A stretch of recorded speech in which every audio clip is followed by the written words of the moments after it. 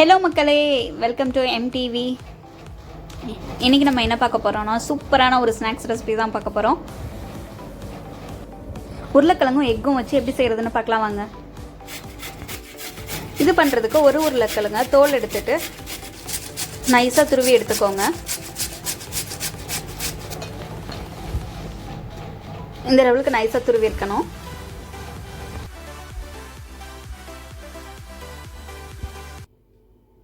அதுக்கப்புறமா ஒரு பவுலில் 2 முட்டை உடைச்சி எடுத்துக்கலாம்.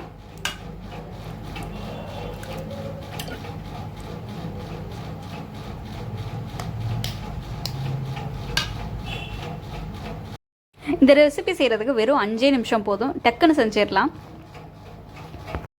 இப்போ ஒரு கரண்டி மைதா மாவு எடுத்திருக்கேன். நம்ம ஒரு உருளைக்கிழங்கு 2 முட்டைக்கு ஒரு கரண்டி மைதா மாவு எடுத்துருக்கோம். இதை விட கூட குவான்டிட்டி போட்டிங்கன்னா அதுக்கேற்ற மாதிரி எக்ஸ்ட்ரா எடுத்துக்கோங்க.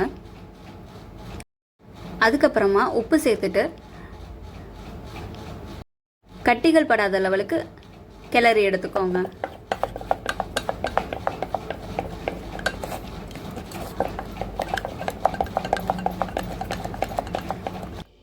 இப்போ ஒரு பேனில் 2 ஸ்பூன் கடலை எண்ணெய் விட்டுக்கலாம். இல்லைன்னா நீங்கள் பட்டர் கூட யூஸ் பண்ணிக்கலாம்.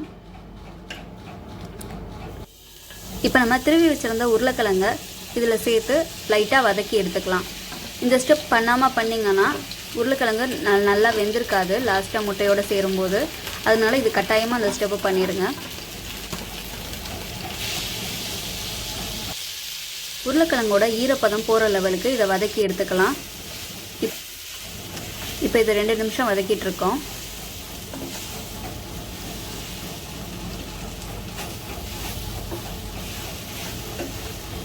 இது நல்லா ரோஸ்ட் ஆயிடாமையும் பார்த்துக்கோங்க.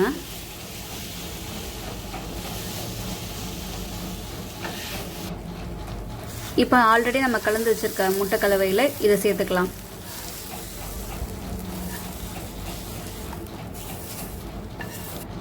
இதை நல்லா மிக்ஸ் பண்ணி விட்டுக்கோங்க இந்த கலவையை. அப்புறமா அதே பேனில் மறுபடியும் எண்ணெய் ஊற்றிட்டு எண்ணெய் கொஞ்சம் ஹீட் ஆனதுக்கப்புறமா நம்ம சேர்த்து வச்சுருந்த கலவையை ஊற்றிக்கலாம். எண்ணெயை எல்லா சைடும் படர்ற மாதிரி இந்த மாதிரி செஞ்சு விட்டுக்கோங்க.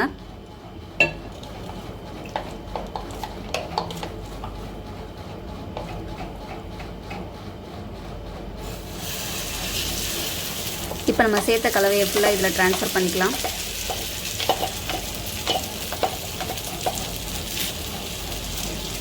இதை ரவுண்ட் ஷேப்புக்கு நீங்கள் தட்டி விட்டுக்கோங்க.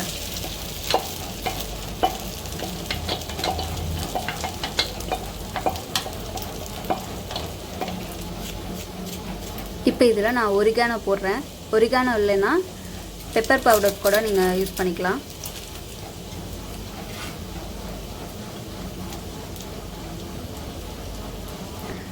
இதில் 2 ஸ்பூன் எண்ணெய் ஊற்றியாச்சு. இது ஒரு சைடு 2 நிமிஷம் ஸ்லோ ஃப்ளேமில் வேகட்டும். வெந்ததுக்கப்புறமா திருப்பி போட்டு அடுத்த சைடில் 2 நிமிஷம் வேக விடலாம். திருப்புறதுக்கு வரலன்னா இன்னொரு ஸ்பூனோட ஹெல்ப் வச்சு திருப்பி விட்டுக்கோங்க.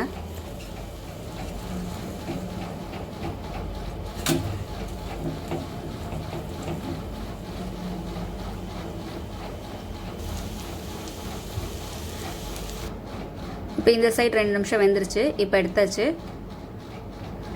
நம்மளோட சுவையான பொட்டேட்டோ ஆம்லெட் ரெடி. இப்போ இதை எனக்கு கட் பண்ணி எவ்வளோ சாஃப்டாக இருக்குன்னு நீங்களே பாருங்கள். கட் பண்ணி பார்க்கலாம்.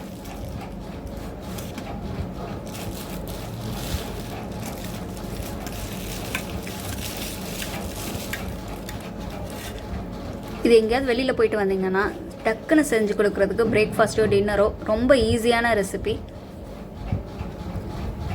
ஹெல்தியான ரெசிபியும் கூட.